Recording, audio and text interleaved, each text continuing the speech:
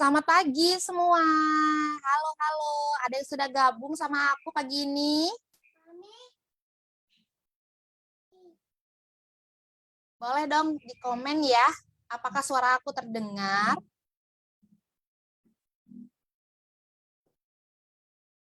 Kita mulai kita mulai jam 9 sorry jam 9. Jam 10 pas, jam 10.00 sambil menunggu teman-teman yang lain.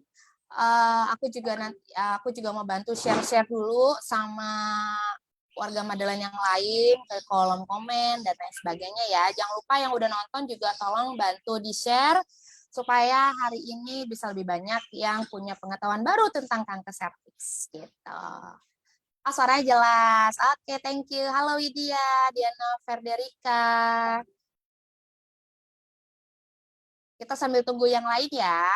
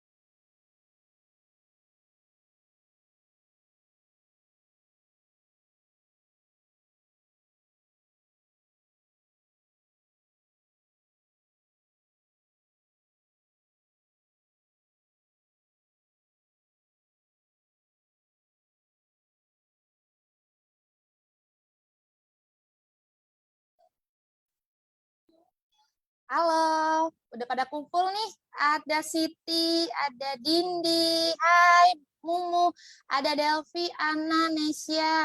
Mami dulu cantik, terima kasih. Widya, kemudian ada Tria, Ariani, Diva. Oh, udah banyak.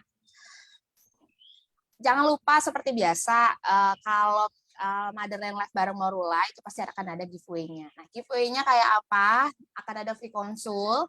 Linknya silakan diisi. Linknya aku drop di kolom komen ya, terus aku pin. Jadi nanti siapapun bisa lihat komennya paling atas.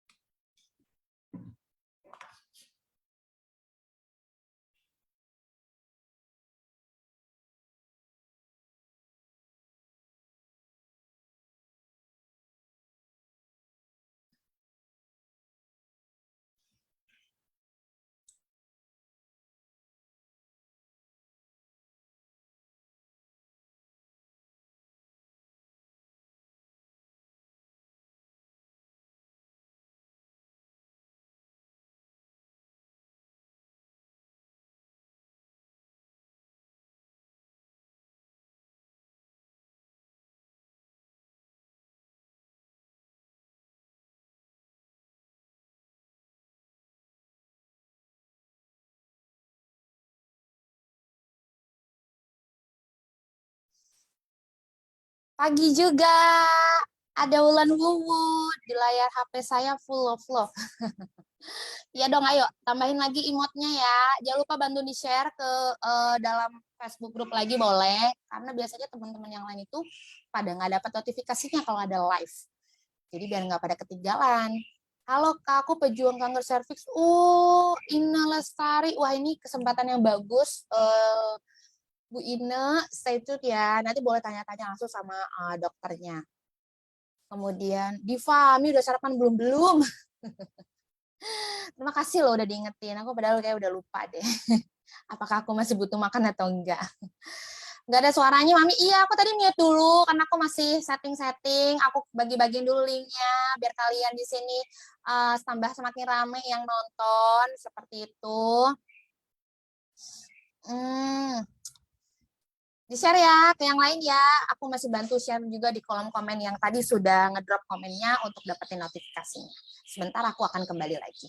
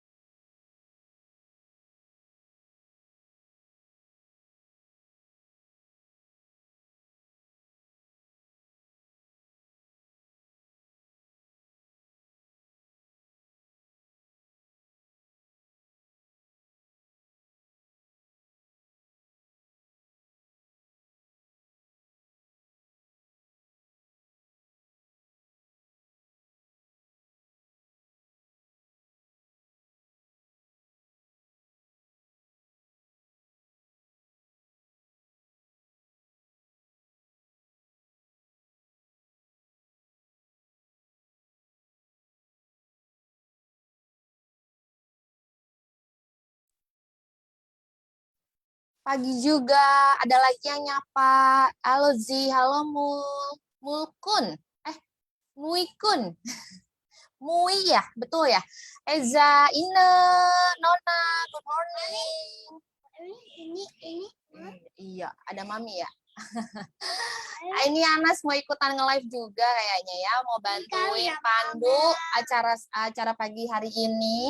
Atau juga dia nih kecil-kecil udah pengen belajar tentang kanker serviks bareng sama ibu-ibu yang lain. Dibantu komen lagi karena ini kayaknya layarnya nge-freeze deh. Apakah suaranya sudah terdengar? Tampilan gambar aku juga seperti apa ya? Sambil aku mau bantu lagi share dan sebentar lagi kita present dokternya.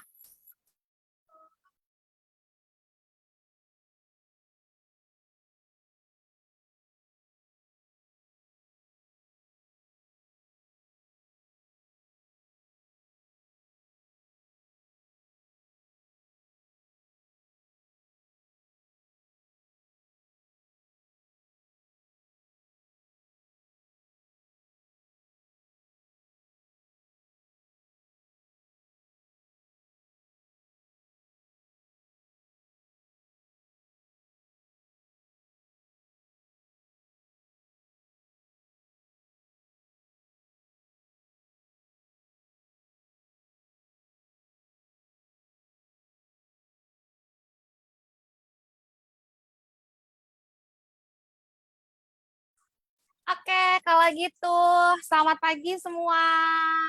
Assalamualaikum warahmatullahi wabarakatuh. Kita mulai aja acaranya. Terima kasih banyak yang udah mau hadir. Seperti biasa, live session bareng Morula yang bekerja sama dengan Motherland. Kita kolaborasi bareng buat kasih banyak edukasi dan informasi kepada member-member Motherland dimanapun kalian berada. Apa kabar pagi ini? Mudah-mudahan dalam keadaan sehat dan sejahtera, juga bahagia ya semuanya. Aku himbau buat semuanya diperbolehkan banget buat aktif di kolom komentarnya. Jadi ayo kita bisa saling diskusi, kemudian bisa saling, mungkin juga bisa saling kenalan satu sama lain di kolom komen, mangga aja. Dan boleh juga menanyakan langsung kepada narasumber, bertanya apapun yang masih relate dengan temanya pagi hari ini, yaitu tentang deteksi dini kanker serviks dan apakah itu mempengaruhi kesuburan seorang wanita atau tidak, seperti itu.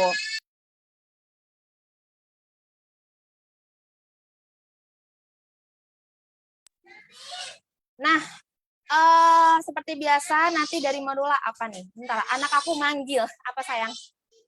Iya, sebentar ya.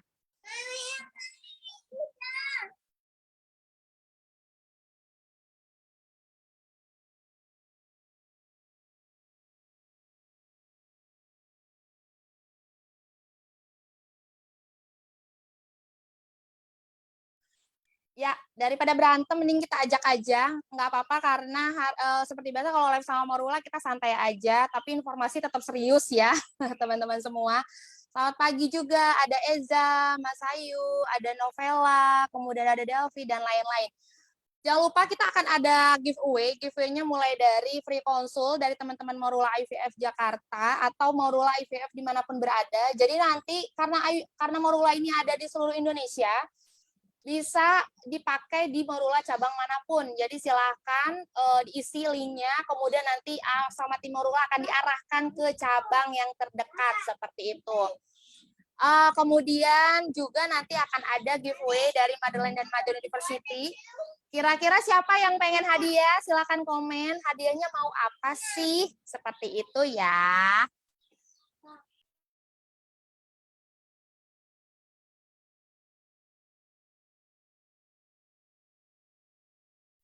Nah, kayaknya narasumber suaminya nggak manggil nih. Justru itu, ini kebetulan, aduh, kalau lebaran gini, masalah ya sama ART ya, parah ya. ART itu kebanyakan pada nggak kembali lagi. Oke, ada siapa Tria, mau katanya. Ya di komen boleh, nanti Minmot mungkin hadir. Pasti hadir sih karena Minmot linknya juga sudah aku share. Bumin juga nanti aku minta untuk hadir. Siapa tahu nanti Bumin berinisiatif mau bagiin beasiswa untuk angkatan ke-7. Jadi nanti kita punya beasiswa lagi di Mother University karena angkatan ke-7-nya sudah mulai dibuka sejak awal bulan Mei ya. Jadi nggak ada alasan lagi yang bilang ketinggalan beritanya, ketinggalan pendaftarannya karena udah kita buka lagi.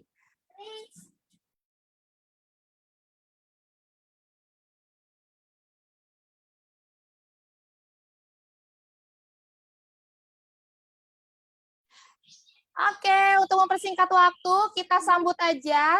Pagi ini kita kedatangan dokter dari cabang Morula IVF Tangerang dengan nama Ibu Dokter R.A. Sita Daniswati Utari, SPOG.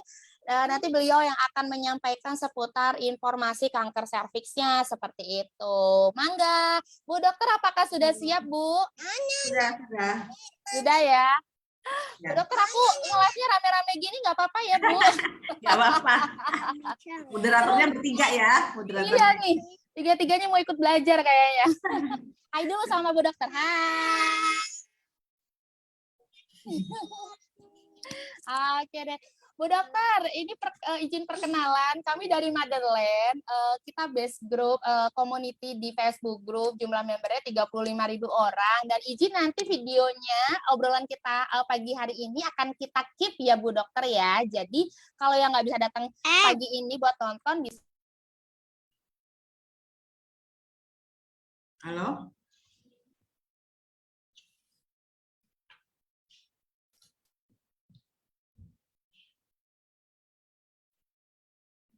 Halo.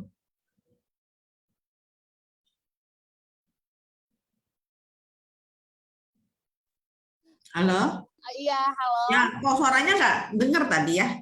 Oh, hilang Suaranya. sinyal mungkin ya.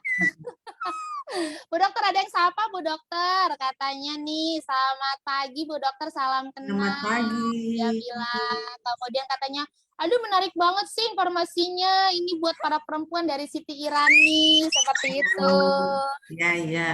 Oke deh, Bu Dokter ini kaitannya dengan kanker serviks ya. Ya dari yang udah dibaca ternyata kanker serviks itu kanker yang paling banyak diderita sama perempuan ya Bu Dokter ya. Iya. Iya, dan oke deh kalau gitu Bu Dokter mangga boleh dimulai. Iya. Kayaknya Bu Dokter Tolong udah slide-nya nyiapin ya. share screen ya. Mangga, Mm-mm. mangga Bu.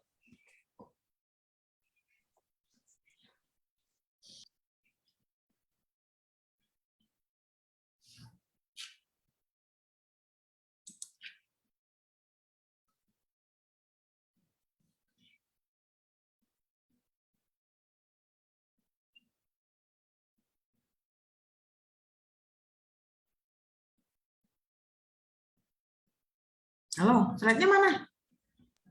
Oh, oke. Yang akan share nanti dari tim Bu Dokter ya. Sebentar, aku Iya, lihat. iya. Eh, belum ada ya. Oke deh, sambil nunggu deh kali ya. Kita ngobrol-ngobrol dulu deh, Bu Dokter.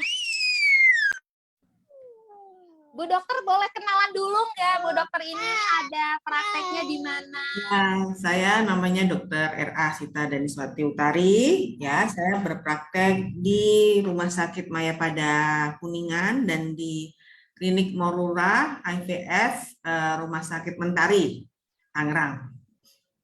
Oke, seperti itu ya. Oh, jadi kalau di IVF berarti Bu Dokter ada di Tangerang ya? Tangerang. Mm-mm. Tangerang. Oke deh, kalau gitu berarti ini kalau misalkan yang pada pengen ketemu sama Bu Dokter, sama Dokter Sita, nanti bisa datang langsung ke Maurula IVF yang di Tangerang. Nah, aku berkali-kali nih ya, aku mau infoin bahwa Maurula IVF ini ada di berbagai Indonesia. Jadi cabangnya tuh banyak berbagai Indonesia, berbagai wilayah di Indonesia maksudnya. Jadi bisa datengin di Maurula yang mana aja. Kemarin udah ada yang dari Pontianak, kemudian ada yang dari Surabaya, dan sekarang dari Tangerang. Seperti itu. Bu Dokter, memang seberapa bahaya ya ini kanker serviks, Bu Dokter? Ya, sebenarnya sih kanker serviks kan sekarang merupakan eh, penyebab kematian yang pertama ya di Asia ya. Tapi kanker serviks bukan berarti nggak bisa sembuh. Jadi dia kalau misalnya terdeteksi awal bisa sembuh sempurna gitu. Kalau misalnya terdeteksinya udah stadium lanjut, udah parah ya paling ya akan dilakukan terapi lebih lanjut, misalnya operasi atau mungkin kemo atau mungkin radiasi begitu.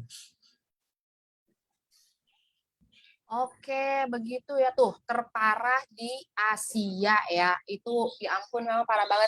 Dan memang aku juga baca-baca gitu ya Bu Dokter ya bahwa tadi ternyata yang paling banyak diidap maksudnya dialami oleh perempuan adalah si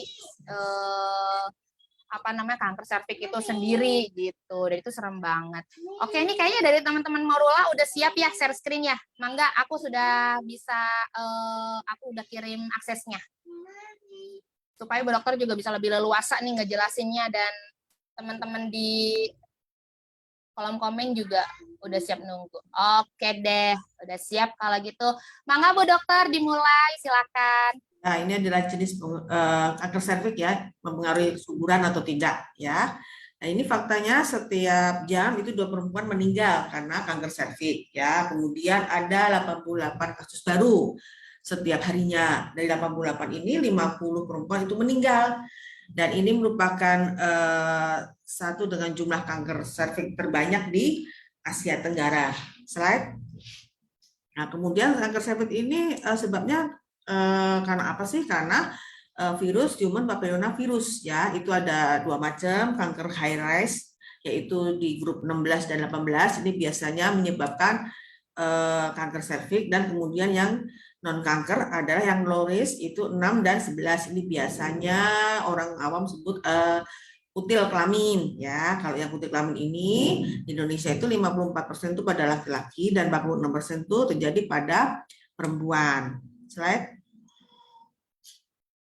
Nah, kemudian kadang kita bertanya umur berapa sih yang sering terkena kanker serviks? Mungkin itu yang muda-muda kali, kalau udah tua kan enggak. Ternyata umur berapapun bisa terkena kanker serviks, tetapi yang paling banyak itu di usia 36 sampai 55 ya. Ini grafiknya ya. Yang paling tinggi itu umur 36 sampai 55, tapi yang usia 56, 64, kemudian lebih dari 65 juga ada ya. Ini di grafik ini kan warnanya biru ya. Kemudian bagaimana caranya supaya kita terhindar dari kanker serviks, yaitu dengan deteksi dini, yaitu dengan Pap-smear atau dengan IVA.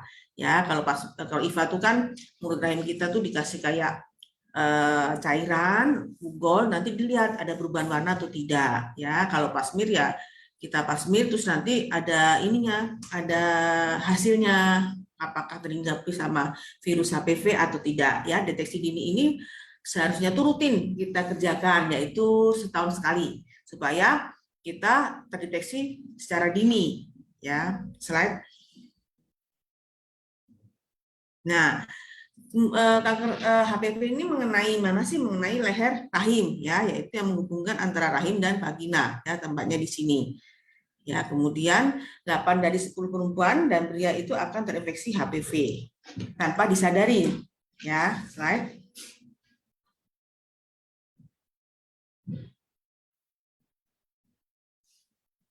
Nah, ini HPV ini mengakibatkan kutil kelamin yang tadi ya, yang pada laki-laki kan 54%, pada perempuan kan 46% ya. Ini salah satunya yaitu HPV yang tipe 6 dan 11 ya, seperti ini bentukannya ya. Slide. Nah, kemudian sebenarnya HPV ini berapa lama sih bisa menyebabkan kanker? Itu tidak langsung, misalnya hari ini terhinggapi besok jadi kanker, enggak, ternyata dia butuh bertahun-tahun ya baru dia baru dia terjadi kanker ya, seperti ini. Jadi pertama ini normal ya gambarnya, kemudian dihinggapi ini sama si virus HPV, jadi bentukannya seperti ini, mulut rahimnya tuh ada erosi lah, ada kayak infeksi. Kemudian kalau ini tidak di Pap-smear, tidak ada deteksi dini, maka berlanjut seperti ini, hampir semuanya mulut rahimnya terinfeksi. Kemudian yang terakhir semuanya ya, jadi dia ada keluhan pertama tuh, keluhannya pasti waktu dihinggapi pertama kali itu keluhannya mungkin keputihan, begitu, keputihan biasa. Jadi kalau keputihan, ibu-ibu harus ke dokter untuk dicek nih. Nah, mungkin pas keputihan itu dianggap sepele, lalu akan berlanjut menjadi bisa-bisa nanti setiap berhubungan berdarah. Karena apa? Karena mulut rahimnya tuh udah terkena semua dengan HPV, udah rapuh, jadi tersenggol sedikit berdarah dia. Ya, slide. Nah, ini yang tadi kanker serviks itu penyebab utamanya adalah HPV dan mengenai leher rahim ya, yang hubungan antara vagina dan rahim. Slide. Nah, kemudian apa pengobatan dari kanker serviks ya? Kanker serviks itu ada beberapa macam, yaitu bedah dengan cara mengangkat tumornya, bisa dengan bedah laser, bisa dengan cryo, bisa dengan konisasi, bisa dengan trakelektomi atau histerektomi, itu diambil semua rahimnya ya, atau bisa pelvic ekstenterasi atau radioterapi atau kemoterapi. Ini semua tergantung dari stadiumnya ya. Kalau misalnya stadiumnya masih dini, tentu tidak usah sampai seperti ini ya, cukup Pap-smear, paling nanti kalau misalnya ada dibakar atau kalau enggak dikonisasi, kalau enggak di bedah laser, jadi diambil yang sakitnya aja ya, terus bisa sembuh sempurna. Tapi kalau sudah stadiumnya lanjut, nah itu yang bisa sampai ke sinar, ke kemo. Itu terus setelah itu apa sih dampaknya kanker serviks terhadap kesuburan? Slide. Nah, tentu kalau kita terkena kanker serviks, kemudian kita harus menjalani kemoterapi, kemudian radiasi, tentu itu akan merusak organ reproduksi kita, ya, merusak telur kita, rahimnya juga jadi rusak karena kan obatnya keras ya, rambut aja bisa rontok, apalagi si telur ini. Jadi kalau kita melalui sinar, melalui kemo, tentu saja untuk mempunyai anak itu susah ya, karena udah rusak semua, kena sinar, kena obat-obatan kemo yang keras itu ya. Jadi bagaimana supaya, mungkin kan ada yang tadi kan sudah dibilang ya umur berapapun bisa kena ya, mau umur 20-an, umur tapi yang paling banyak kan tadi 33 ya sampai 56, cuman semua umur bisa terkena ya. Siapa tahu pas kita umur produktif ya, umur 20-an, umur 30-an, belum nikah pula kena kanker serviks.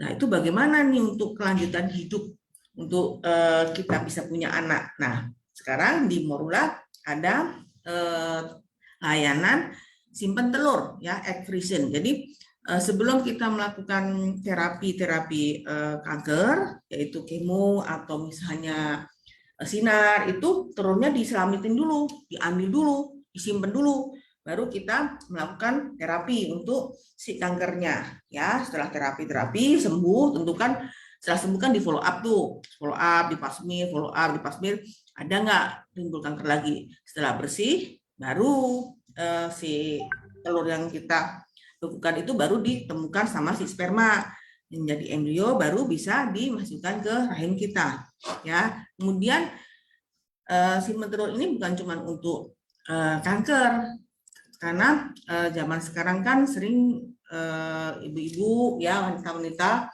itu yang khususnya di kota besar itu yang tidak mau nikah cepat ya, dia kepinginnya itu karir dulu ya, atau mungkin belum punya calon ya. Tetapi harus diingat kalau wanita itu semakin tua usia kehamilan, semakin tua usianya, maka kualitas telur dan jumlahnya semakin sedikit. Jadi buat ibu-ibu, buat wanita-wanita yang karir ya, yang dia masih belum mau menikah cepat atau belum punya pasangan, sebaiknya menyimpan dulu telurnya supaya aman.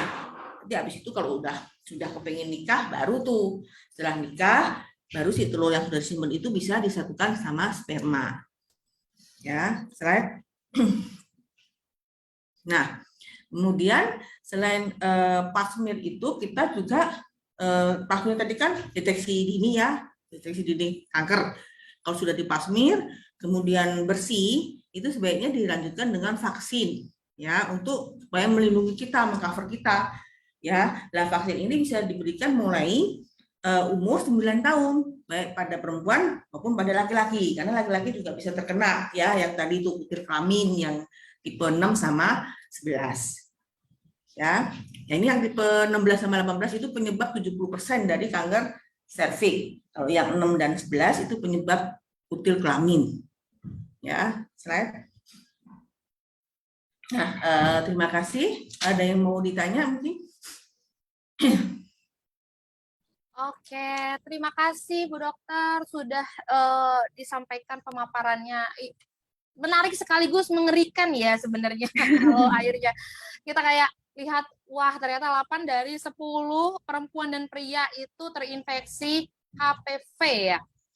Jadi ternyata ini bukan cuman ada di perempuan, tapi virusnya ini juga ada di laki-laki gitu ya, Bu Dokter ya? Ya, kan tadi bisa kena butir kelamin, kan bisa pada Iya. laki-laki. Kalau kanker serviks nggak mungkin, karena laki-laki nggak punya mulut rahim ya. Oh, oke. Ya. Seperti itu. Jadi tadi pap smear, kemudian juga jangan lupa vaksin ya. Dan vaksin itu bisa diberikan dari umur 9 tahun, seperti itu. Nah, Bu Dokter, ini banyak banget yang nanya, aku juga sampai bingung mana yang mau aku sampaikan. Tapi ini ada yang menarik, Bu Dokter, karena kaitannya dengan para perempuan yang pakai kontrasepsi ya, pakai KB seperti itu. Apakah KB tertentu jadi salah satu pencetus kanker serviks, Dok? Karena di lingkungan saya, dari mulut ke mulut informasinya seperti itu. Bagaimana, Bu Dokter? Enggak sih, kalau kanker serviks itu lebih ke dia kan virus ya, lebih ke yang paling banyak sih lebih ke berganti-ganti pasangan. Jadi dia tuh benar-benar yang langsung kena ke mulut rahim kita ya. Tapi kalau kayak kontrasepsi sih enggak ada yang menyebabin kanker serviks ya. Kemungkinan yang paling banyak itu ya karena itu apa berganti-ganti pasangan yang paling banyak penyebab kanker serviks. Oke, oke, bergonta-ganti pasangan ya. Jadi makanya dari satu menular gitu ya, Bu Dokter ya. Jadi akhirnya tuh Iya, kita jadi nggak tahu juga ini awal mulanya dari mana dan seperti apa. Makanya kenapa kita harus setia, maksudnya hanya dengan pasangan kita aja seperti itu. Kemudian Bu Dokter ada juga yang bertanya, saya tadi lewat lupa ini siapa. Oh ini udah ketemu dari kearifan lokal. Tapi sebelumnya ini layarnya Bu Dokter kenapa ya? Jadi garis-garis gitu. Jadi inget TV zaman dulu deh kita. Oh, oke, akhirnya bisa melihat wajah Bu Dokter yang cantik lagi. Oke deh. Ini Bu Dokter ada dari kearifan lokal. Katanya, apakah kanker serviks ini menurun, Bu Dokter? halo, Halo. gimana? Dari kearifan lokal nih, Bu Dokter. Katanya tanya, apakah kanker serviks ini penyakit yang menurun atau enggak? Oh iya.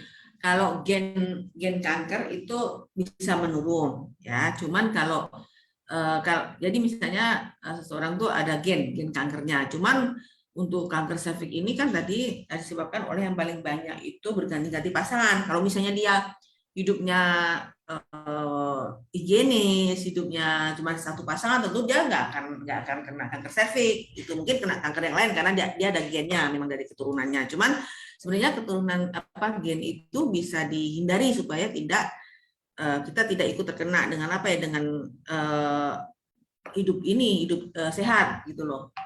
Jadi kayak misalnya ada gen diabetes, itu kan kita bisa menghindari untuk tidak sakit gula dengan cara ya jangan makan makanan manis, yang selalu kontrol gulanya segala macam. Jadi pasti akan terhindar meskipun ada garis keturunan gitu. Oke. Bu Dokter, dari pernyataan Bu Dokter tadi ada yang aku highlight sedikit. Kebetulan karena kan ini Bu Dokter juga praktek di Morula IVF ya, dan yang sudah kita tahu bahwa Morula IVF itu udah punya beberapa teknologi untuk mempersiapkan kehamilan atau merencanakan kehamilan seperti itu ya Bu Dokter. Kalau tadi kan disinggung tentang egg freezing ya. Jadi sel telurnya disimpan kemudian dibekukan. Jadi tadi kalau perlu, maksudnya memang sudah merencanakan dan siap untuk hamil itu bisa dipakai. Dan yang kita tahu, ini pasti warga Madeline juga member-memberku juga udah terinformasi dan teredukasi bahwa di Morula IVF itu punya teknologi memisahkan jadi kayak bisa meminimalisir gitu kayak tadi mungkin ada gen-gen apa gitu dicari lah jadi sperma kemudian atau ovumnya jadi yang terbaik gitu ya. Gitu ya Bu Dokter ya? Ya, sebenarnya Morula punya banyak sekali teknologi ya.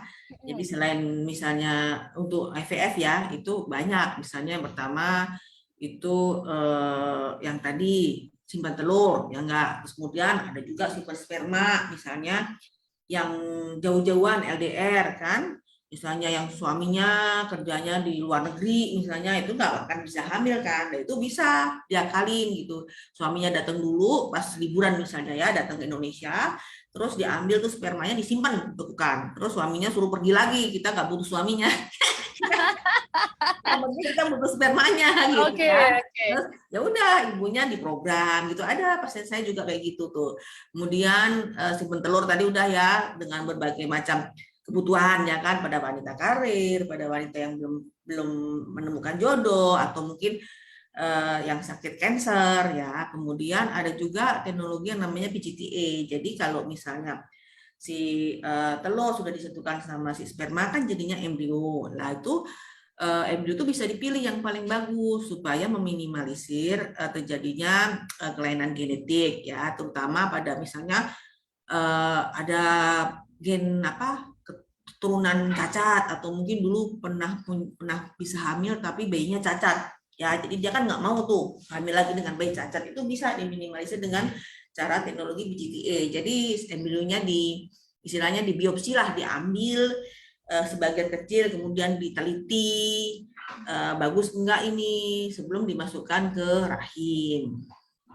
Oke, yang PGTA itu yang tadi aku Hmm. maksud nih. Nah, itu Hmm. apakah bisa juga karena kan tadi ternyata gen cancer itu bisa diturunkan. Apakah bisa dibantu oleh teknologi PGTA ini, Bu Dokter? Bisa sih, itu kan memang untuk ya kelainan-kelainan semuanya, bukan cuma itu aja, semuanya yang kayak Down syndrome segala macam bisa melalui itu teknik itu PGTA. Nah, tuh jadi tadi ya yang tanya tentang kanker serviks itu menurun atau enggak, genetik atau enggak. Kalau kankernya itu sendiri genetik, tapi kalau kaitannya kanker serviks itu ternyata penyebabnya tetap karena si HPV tadi gitu. Jadi nanti kalau misalkan emang ternyata sudah punya bakat-bakat lah ya ada karena gen gitu, bisa pakai metode teknologinya Morula yang namanya PGTA tadi untuk meminimalisir kelahiran generasi selanjutnya yang bisa lebih baik seperti itu. Nah, Bu Dokter, ada lagi nih yang tanya. Ini kebetulan ada memberku yang ternyata dia juga pejuang kanker serviks. Nah, tadi juga dia juga ikut-ikut komen bahwa iya tuh bener banget tuh yang aku rasain kayak gitu. Tadi yang Bu Dokter kasih paparan ya mengenai apa aja sih gejala-gejalanya begitu.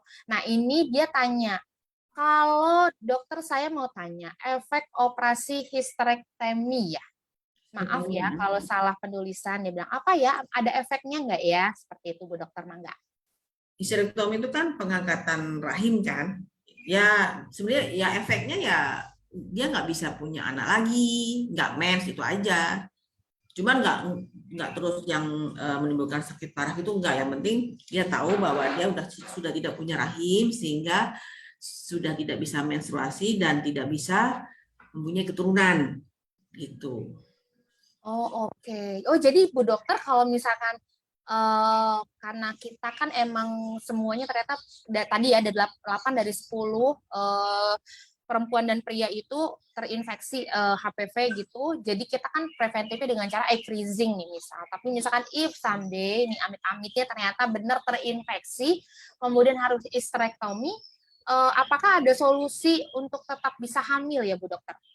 Enggak, ya paling itu tadi apa disimpan telurnya terus terus dilakukan pengobatan tapi tidak diambil rahimnya itu karena kalau di Indonesia kan nggak bisa surrogate mother kan nggak bisa nitip nitip ke rahim orang itu bisanya di luar negeri kalau di negara kita masih belum bisa jadi ya harus pakai rahim kita sendiri gitu jadi ini untuk yang apa tuh terapinya tuh paling maksimal tuh kayak sinar dan radiasi. Jadi nggak sampai yang diambil si rahim karena masih dibutuhkan untuk naruh si embrio kan, gitu. Oke deh. Kemudian ini juga ada yang tanya katanya, ehm, sebentar. Oke. Oh ini mungkin sulit ya. Ada yang tanyanya gini Bu Dokter, kalau boleh tahu Dok, apakah ada presentase keberhasilan dari setiap tingkat stadiumnya Dok dari Tria Carmila? Persentase keberhasilan. Mungkin mungkin kesembuhan kali ya, Oh, maksudnya itu gitu. Dok. Ya kalau masih awal-awal lesi prakanker yang tadi yang masih sedikit banget itu kan bisa sembuh sempurna gitu loh. Cuman kalau udah sampai stadium lanjut, stadium 3 stadium 4 itu ya susah gitu loh. Nah, dan apalagi kan semua tergantung dari si badan kita. Ada badan yang dikasih obat kemo itu dia langsung nggak kuat badannya kan langsung lemah gitu. Ada yang kuat menerima si obat-obatan kemo terus radiasi. Jadi tergantung juga masing-masing pasien daya tahan itunya tubuhnya untuk mendapatkan kemoterapi dan radiasi. Cuma kalau pada stadium masih awal tentu bisa sembuh total. Oh oke. Jadi itu tadi balik lagi ya tergantung sama si respon tubuhnya juga ya. Bagaimana Hmm. waktu dia pengobatan seperti itu ya Bu Dokter ya. Tapi memang sih yang aku tahu juga kayak cancer itu Ada yang mungkin kemo dia oke, ada yang mungkin malah struggling banget kemonya sampai akhirnya makanya ada yang beberapa kayak udah deh nyerah aja deh nggak kuat juga di kemo seperti itu gitu.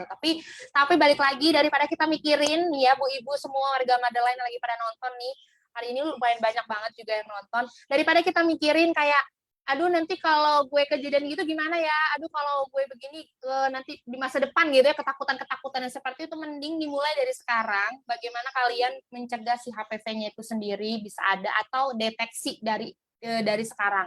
Jadi kalau deteksinya tadi, kata Bu Dokter, kalau masih stadium-stadium awal, masih memungkinkan loh bisa sembuh total. Jadi makanya kalau sampai ini amit-amit ya ternyata salah satu di antara kita di sini ternyata memang terdeteksi, dan itu bisa terdeteksi lebih dini itu lebih baik gitu. Bu Dokter nih kaitannya sama pap smear nih. Sebenarnya aku juga kepo tentang pap smear. Nah, aku juga belum pernah pap smear nih. Informasi tentang pap smear itu udah sering banget, ada cerita-cerita juga pengalamannya, tapi aku masih kayak deg-degan gitu. Kan hasilnya ya, hasilnya. Iya, itu juga. Terus juga sama kayak kasusnya ibu-ibu pada mau KB IUD tuh kayak deg-degan gitu. Padahal melahirkan per vaginum ya dia bilang kalau melahirkan kan ya udahlah emang harus seperti itu gitu mau nggak mau harus dikeluarin gitu bayinya. Tapi kalau mau IUD mau pasmir itu prosesnya kayak gimana sih, terus sakit enggak ya gitu, dan seperti apa Bu Dokter, cerita dong Bu. Sebenarnya sih pasmir sih sakit juga ya, pasti ada yang rasa ganjel ya, karena kan pertama kan kita kan posisinya litotomi, jadi kan kakinya di atas gitu. Setelah itu nanti kan ada alat yang masuk tuh, kayak cocok bebek gitulah. Alat yang masuk, terus kan agak dibuka gitu lah. Mungkin nggak nyamannya di situ. Supaya apa? Dibuka supaya kelihatan si mulut rahim. Kemudian udah kayak dipakai pakai beras gitu, pakai sikat itu disikat di itunya, di mulut rahimnya udah. Itu aja sih, cuma sebentar doang, yang penting relax, dan memang itu mau nggak mau ya mesti harus rutin dikerjakan ya setahun sekali, supaya apa? Supaya ya terdeteksi dini lah gitu loh. Kan soalnya kita nggak tahu virusnya tuh kan ada di mana-mana, kita nggak tahu kapan kena, kadang awal-awal kena tuh nggak ada keluhan. Nah itu makanya mesti rutin setahun sekali. Kecuali kalau misalnya belum pernah berhubungan atau belum pernah menikah, tentu tidak boleh dipasmir karena nanti imunnya jebol ya, serap udaranya. Jadi kalau yang belum menikah langsung vaksin. Makanya mungkin para ibu-ibu yang punya anak yang ya usia 9 tahun kan udah bisa ya, itu yang punya anak-anak itu langsung aja divaksin ya, sebelum malah ininya covernya lebih tinggi kalau yang belum pernah terkontaminasi lah, belum pernah melakukan hubungan seks gitu. Oke, jadi ini pelajaran penting nih buat ibu-ibu semua, mau laki mau perempuan ya Bu Dokter ya, kalau udah usianya 9 tahun boleh mulai divaksin HPV. Nah, Bu Dokter, kalau vaksin HPV ini apakah bisa apakah harus ada pengulangan ya kayak boosternya gitu Bu Dokter? Kan vaksin HPV itu 3 kali ya, yang misalnya bulan ini sekali, nanti sebulan 2 bulan lagi, habis itu 4 bulan lagi atau 5 bulan lagi. Jadi totalnya 6 bulan itu suntikan pertama sampai ke 3. Setelah itu nggak perlu diulang sih, cuman cukup sekali aja, cukup 3 kali itulah satu Oke. Jadi cukup 1 kali rangkaian ya, berarti 1 rangkaian itu 3 kali, setelah itu udah tidak perlu lagi vaksin atau pengulangan vaksin lagi ya di usia tertentu seperti itu. Cuman tetap aja kalau misalnya pun sudah divaksin juga tetap aja harus vaksin rutin, karena kan HPV itu kan tipenya banyak ya, ada 6, 16, ada banyak lah, ada yang 5, 6, ada yang berapa lagi gitu kan. Nah ini saat ini sih menurut penelitian tuh kan yang menyebabkan kanker serviks ya 70% itu kan tipe 16 dan 18. Yang 6 sama 11 kan kutil kelamin. Yang lainnya kan masih belum tahu nih gitu ya, dia bisa menyebabkan kanker serviks juga, cuman kecil lah persentasenya. Nah itu sedangkan untuk vaksinnya itu kan masih mengcover yang 4 itu aja gitu kan, 16, 18, 6 dan 11. Yang lainnya kan belum ada vaksinnya. Makanya kenapa meskipun sudah divaksin tetap harus vaksin rutin untuk menghindari yang tipe lainnya itu. Siapa tahu teringgapin tipe 56, tipe 19 itu sama aja, dia bisa menyebabkan kanker tapi cuma persentasenya kecil. Jadi mesti diobatin juga, diambil juga tuh gitu loh. Oke oke. Jadi kayak kita tuh kalau apa ya perlindungannya berlapis seperti itu ya. Jadi kalau udah vaksin juga tetap harus Ya, vaksin juga. tetap harus Iya. pasmi rutin tetap. Bu dokter, jadi kalau pap-smear itu kita kayak cuman dalam tanda kutip tadi di brush ya, dibersihkan aja, atau misalkan kayak ada harus ngambil sampel, kemudian dicek di lab atau bagaimana ya Bu dokter? Ya, kan itu kan setelah di brush itu kan dimasukkan ke dalam tabung, nanti diperiksa di laboratorium. Jadi hasilnya nggak hari itu juga, paling kan Oh, waktu seminggu itu hasilnya muncul gitu. oke. Jadi kayak di swab gitu ya. Ya, Oke, oke, oke. Bu dokter, ini kebetul ada yang nanya lagi tadi kaitannya dengan kan salah satu gejalanya itu pendarahan lah ya di vagina seperti itu. Nah, gimana sih caranya kita bedain kalau emang ini haidnya panjang atau memang ini ternyata emang ada pendarahan seperti itu. Dan karena kaitannya dengan saya haid itu sampai 11 hari, itu bahaya nggak ya? Itu dari Fijri Dian Syari, Bu dokter, enggak? ya yang penting kalau mens kan mestinya itu kan maksimal 7 hari ya, nggak boleh lebih. Ya, jadi kan dan siklusnya kan 28 sampai 35. Jadi kalau misalnya tidak seperti itu ya ke dokter aja ya untuk diperiksa di USG. Kalau misalnya mensnya sampai 11 hari itu kan bisa aja ada miom mungkin juga ya. Jadi pokoknya kalau tidak sesuai dengan pakem yang mensnya itu maksimal 7 hari, terus siklusnya 28 sampai 35 ya segeralah ke dokter.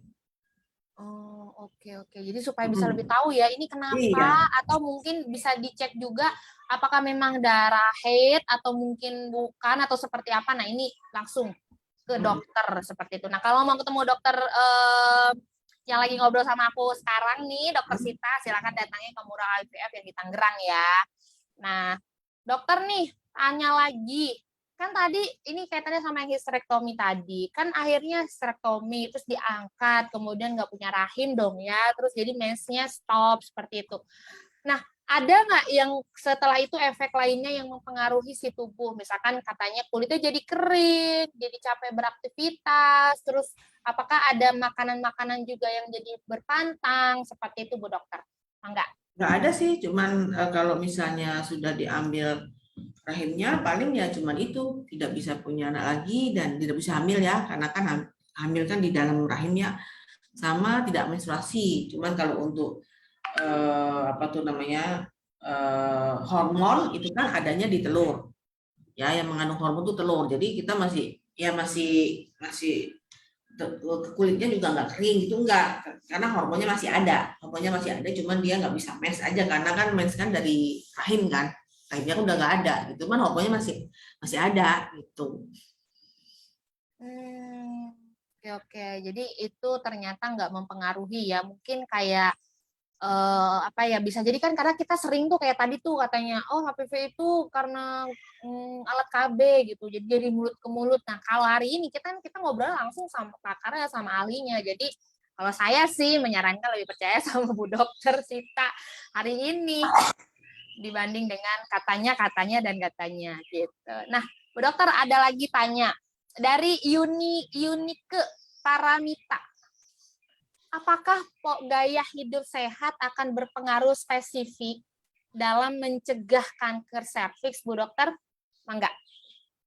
Gaya hidup sehat ya tentu misalnya kita banyak minum vitamin banyak minum protein tentu kan daya tubuh kita kan meningkat ya kan.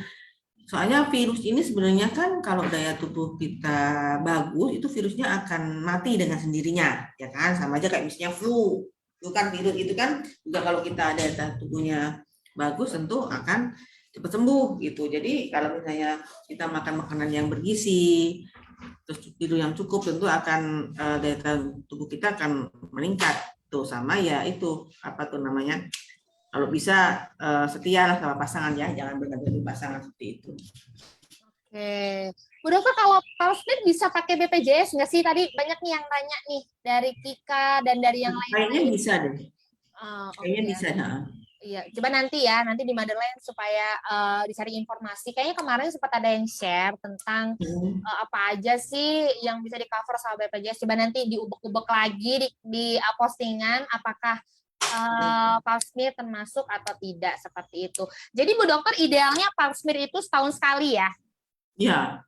Setahun sekali. Oke, ini jadi rutin nih. Jadi kalau ibu-ibu semua nabung ya supaya bisa Palsmith karena tetap aja resikonya kita ternyata itu besar juga gitu. 8 dari 10 loh, hati-hati. Kemudian Bu Dokter, apakah kalau misalkan kayak kita nih, tadi kan udah dijelasin nih gejala-gejalanya. Apakah nanti kalau misalkan, kayaknya dirasa gejalanya ini, apakah harus langsung pasmir ataukah ada serangkaian pemeriksaan lain yang menunjang juga untuk mengetahui si kanker serviks ini, Bu Dokter? Pokoknya kalau misalnya kita punya gejala misalnya keputihan, ya kan? Kita keputihan tuh ada yang normal. Normalnya tuh misalnya sebelum mens itu keputihan itu normal, atau setelah mens itu ada keputihan 3-2 hari itu normal. Tapi kalau misalnya nggak nggak mendekati mens juga keputihan, apalagi berwarna kuning, hijau misalnya atau putih kayak tembok, itu mesti ke dokter supaya dilihat nih ada infeksi apa, apakah cuma infeksi jamur biasa atau mungkin ada virus HPV ini atau mungkin bakteri ya, atau kalau misalnya kita berhubungan suami istri, setiap hubungan ada darah, setiap hubungan ngeflex, setiap hubungan ada darah lah gitu, keluar darah lah, itu juga mesti was-was, mesti periksa ke dokter. Oke, oke. Ini tadi kayaknya banyak yang ketinggalan juga nih Bu Dokter nih presentasinya. Jadi banyak yang mengulang pertanyaan yang sama, lebih ke gejalanya seperti apa, kemudian sama faktor yang meningkatkan resiko ya, kayaknya nih yang ditanyain banyak banget. Bu Dokter, boleh nggak diulang lagi Bu Dokter? Punten Bu Dokter.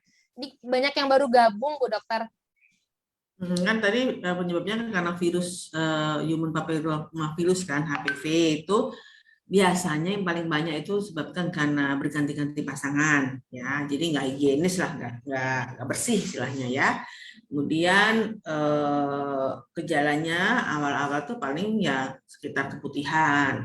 Setelah keputihan nanti setelah berlanjut ya akan ada keluhan, misalnya nyeri di perut bagian bawah juga bisa, atau mungkin setiap berhubungan keluar darah gitu. Jadi kalau misalnya ada keluhan seperti itu, langsung aja periksakan ke dokter. Minimal kalau misalnya keputihan, langsung aja ke dokter. Ini tanya aja ini putihnya yang termasuk yang normal atau yang abnormal dok, itu aja. Oke, tuh. Dan usahakan nanti kalau misalkan mengalami gejala-gejala seperti itu, kalau memungkinkan, bawa juga pasangannya sekalian. Jadi nanti diedukasiin sama dokter bareng-bareng gitu. Tapi kalau memang nggak memungkinkan, ya nggak apa-apa, si ibunya sendiri aja gitu. Dok, tapi kalau misalkan nih dok nih, ternyata dari si laki-lakinya deh dok gitu, si prianya ini, laki-lakinya ini, kayak gejala-gejalanya kalau dia ternyata juga punya HPV nih, supaya kita juga tahu, kayaknya kamu punya HPV nih gitu, kamu periksa dulu deh. Kayak gitu, gimana Bu Dokter?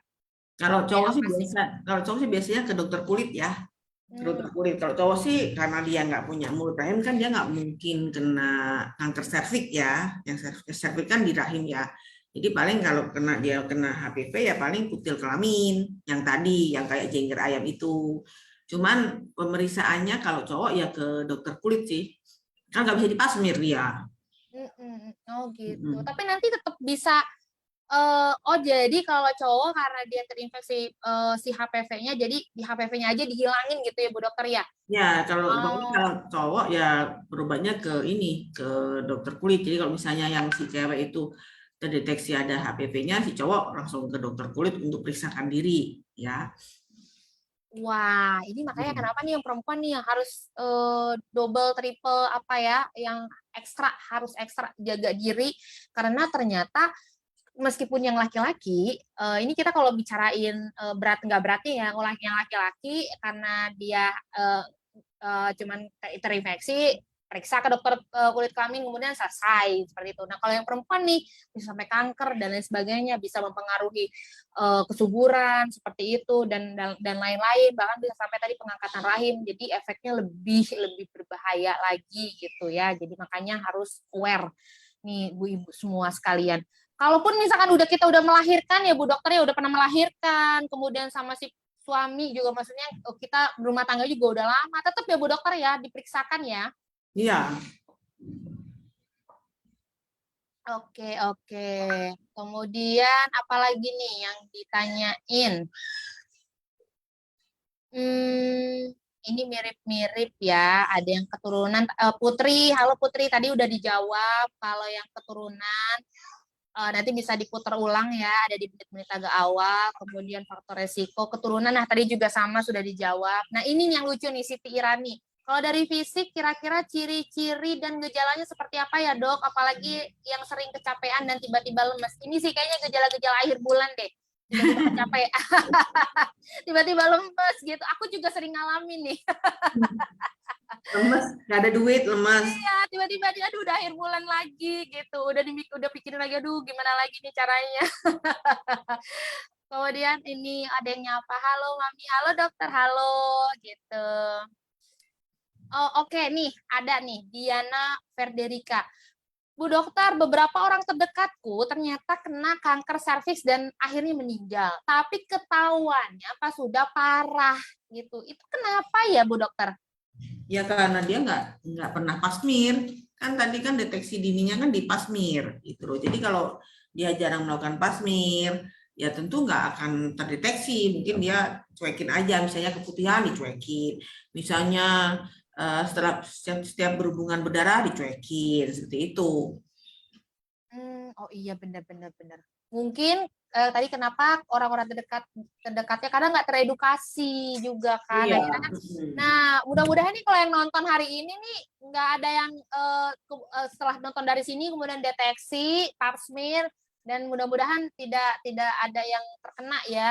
Karena Karena kalau kan orang zaman dulu kan jarang yang kayak gitu ya, jarang yang pasmir ya.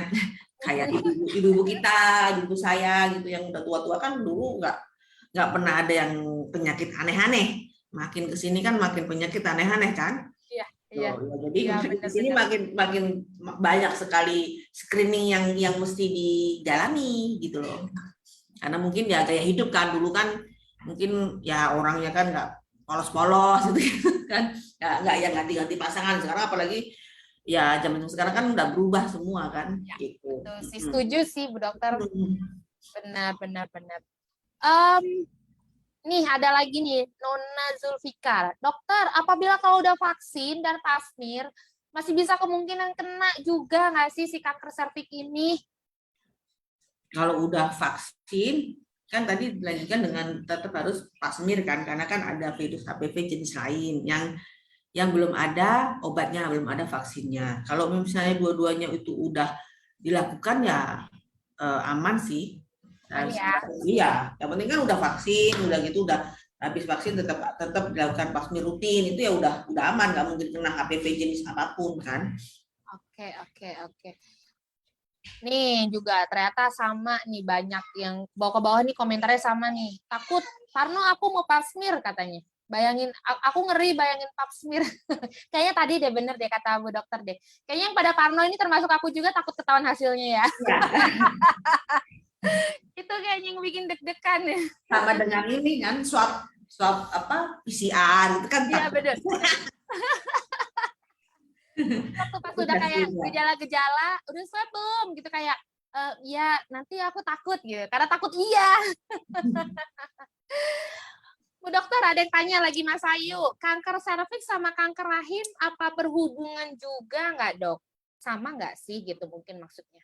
Hmm, eh, beda sih, tapi kalau kanker serviks kan dimulai dari mulut rahim, dari bagian bawah. Cuman dia bisa menjalar ke atas, bisa. Tapi kalau kanker rahim tuh Beda lagi, ada yang namanya ya kanker di benar-benar di rahimnya, jadi dia tidak melalui bawah gitu. Jadi sesuatu yang hal yang berbeda, tapi kalau kanker serviks itu bisa juga dia menjalar ke atas, bisa gitu.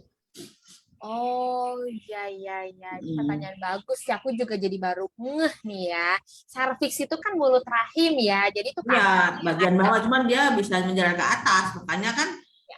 rahimnya bisa diangkat karena kan udah menjalar sampai ke atas ke rahim gitu. Oh oke oke oke. Jadi berhubungan apa enggak bisa jadi berhubungan, tapi bisa Hmm. jadi enggak ya, Bu Dokter Ya, ya. tergantung Oke. awalnya gimana. Oke nih, ini pertanyaan bagus ini. Kemudian ada lagi.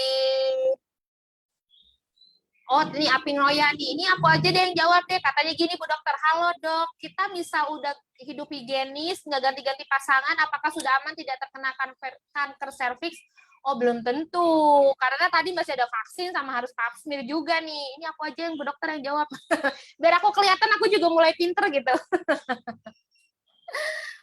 Jadi tetap ya harus vaksin sama harus pap smear juga. Apa benar kalau ternyata terkena kanker serviks kemungkinan nggak bisa hamil? Boleh ini mah Bu Dokter aja yang jawab. Mangga Bu Dokter. Kalau Nggak udah bisa. ketahuan kanker serviks, kemungkinan bisa hamil nggak ya? Ya, tergantung stadium. Kalau stadiumnya masih dini, itu cuman apa terapinya kan cuma sederhana. Misalnya mulut rahim tuh terkena virus gitu ya, itu baru sedikit lah virusnya, baru awal-awal itu terapinya kan sepele, itu diambil aja tuh yang ada virusnya tuh, ambil sedikit atau kalau enggak di koter-koter, udah beres, udah nggak, jadi dia belum sempat nyebar ke atas. Tetapi kalau misalnya dia udah sampai ke stadium yang lebih tinggi sehingga dia mesti di kemo, mesti di sinar, tentu itu akan merusak alat reproduksi, merusak telur, ya kan, telur kan kalau kena sinar, kena obat-obatan kemo tuh akan ya rusak semua, jadi dia nggak produktif lagi gitu kan. Kemudian makanya tadi di Morola kan ada teknologi yang namanya simpen telur. Jadi sebelum misalnya nih terdeteksi apa di diagnosa kamu kena kanker serviks, terus kamu mesti di kemo, mesti di sinar. Nah, sebelum dilakukan tindakan itu ke Morula dulu untuk simpen telur dulu gitu. Setelah simpen telur, ya dok, saya siap melakukan terapi kanker saya. Ya udah diterapi sampai ke kemo dan ke sinar. Setelah itu tentu ada evaluasi follow up ya. Setelah terapi kan pasti ada follow up. Setelah clear ya, udah gak ada kanker lagi, baru si telur tadi disatukan sama sperma menjadi embrio, kemudian dimasukkan ke rahim. Tetapi kalau stadiumnya lebih lanjut lagi, stadiumnya kanker itu lebih lanjut lagi, sehingga dia harus dilakukan tindakan pengangkatan rahim, ya kalau di Indonesia udah nggak ada harapan, karena kan tidak bisa nebeng rahim orang kalau di Indonesia. Tapi kalau di luar negeri mungkin masih ada harapan, karena gue bisa bisa titip anak gue ke tetangga, ke rahim tetangga, ke ini itu. Kalau di Indonesia nggak bisa gitu. Oke oke. Nah ini ada nih pertanyaan lucu juga nih Bu Dokter nih. Dok, yang dimaksud gonta-ganti pasangan itu yang kayak apa sih? Misalkan kayak menikah lebih dari sekali seperti itu. Kemudian misalkan menikahnya sudah lebih dari sekali, kemudian ternyata pasangan juga sudah pernah menikah lebih dari sekali juga gitu berkali-kali. Itu termasuk nggak sih Bu Dokter yang namanya gonta-ganti pasangan?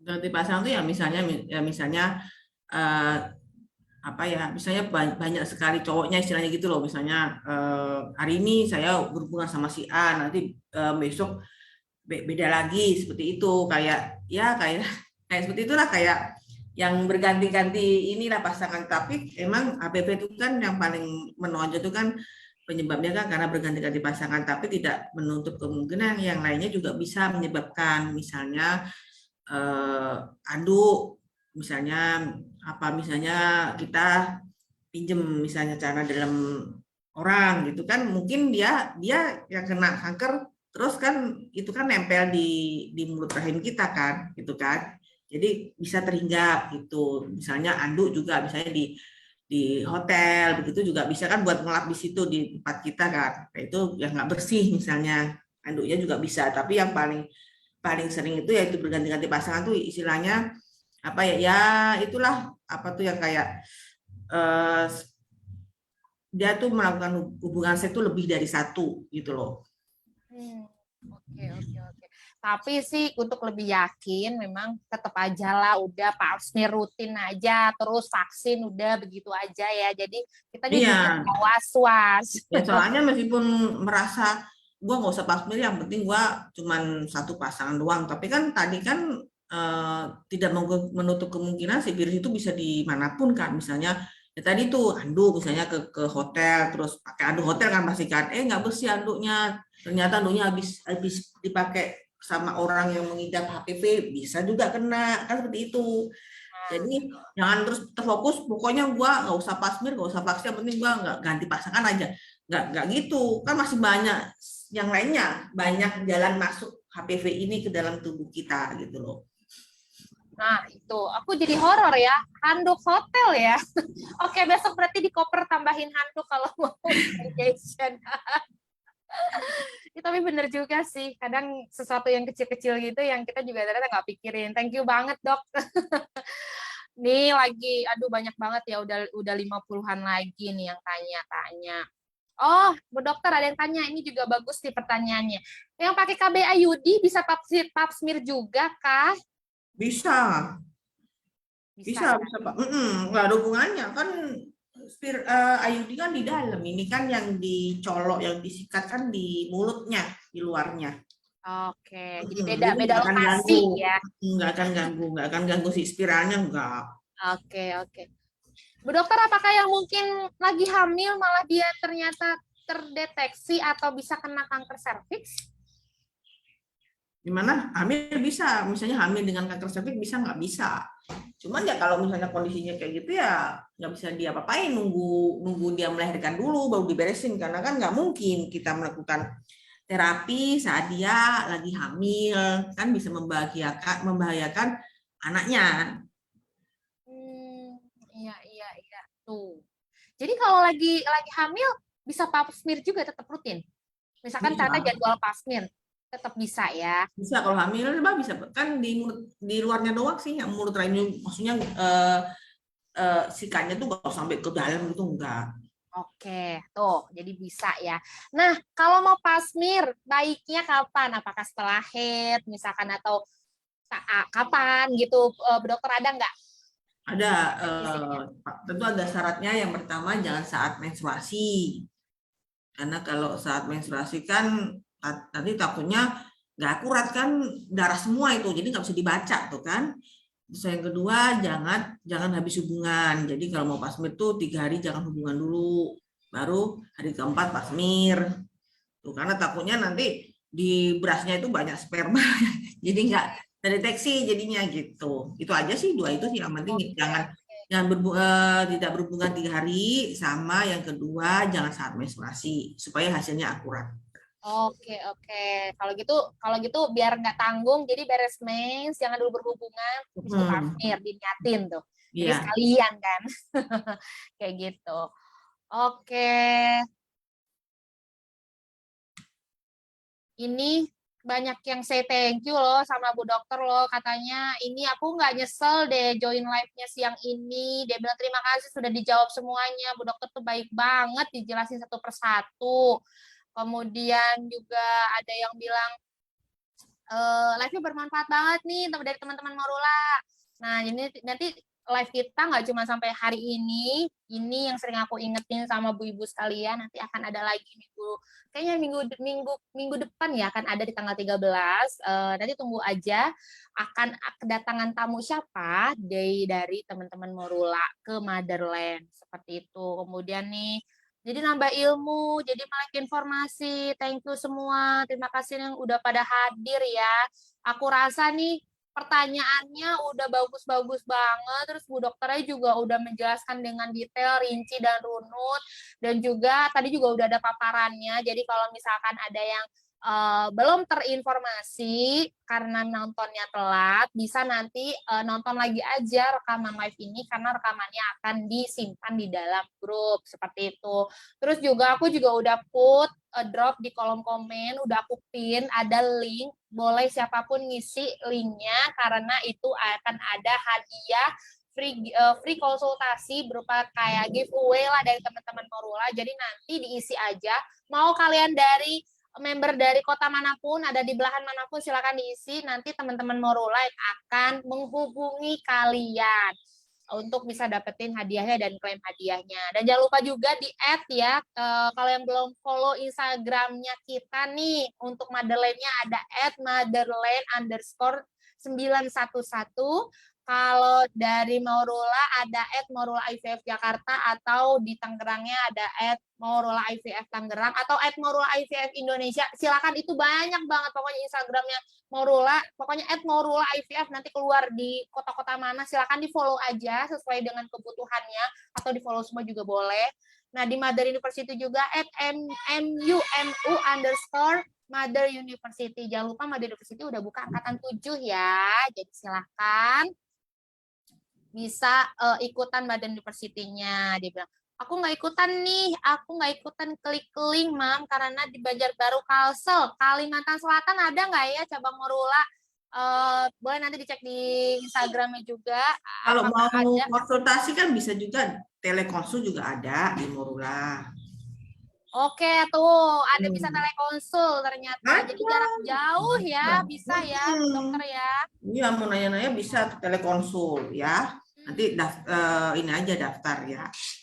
Oke, ada siapa? Aku di Palembang, Mami, bisa juga. Tuh, kalau nggak ada IVF, Morula IVF di Palembang, telekonsul aja.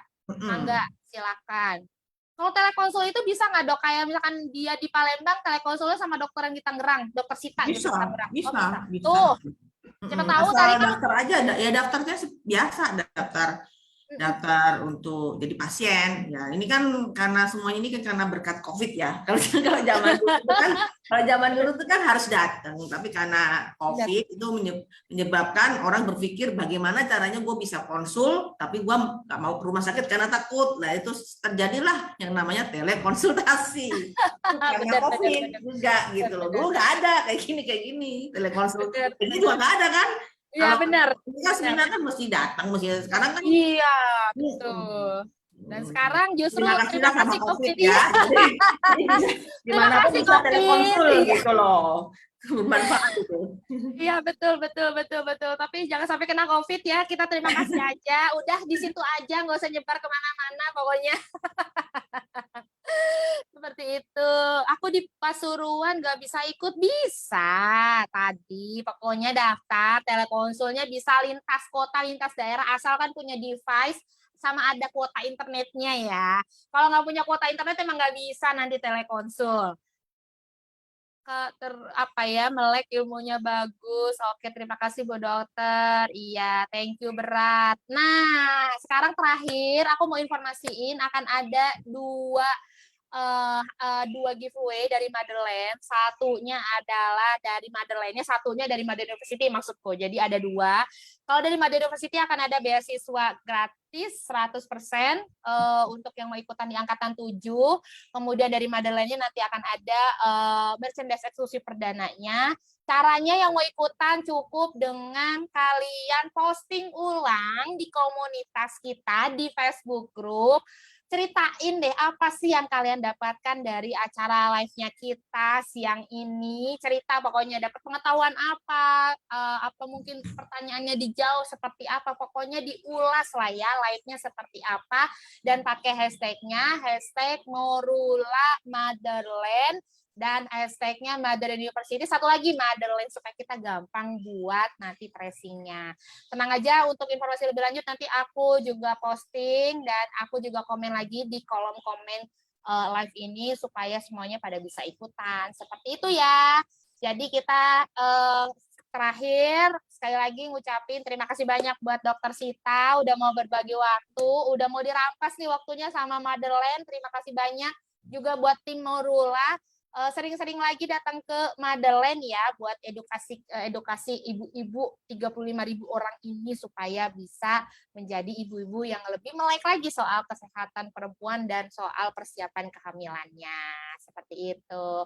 Oke deh kalau gitu Bu Dokter Sita sehat-sehat. Aku izin stop streamingnya ya. Thank you Bu Ya, Dokter. Sampai ketemu dadah, lagi. makasih. Selamat pagi.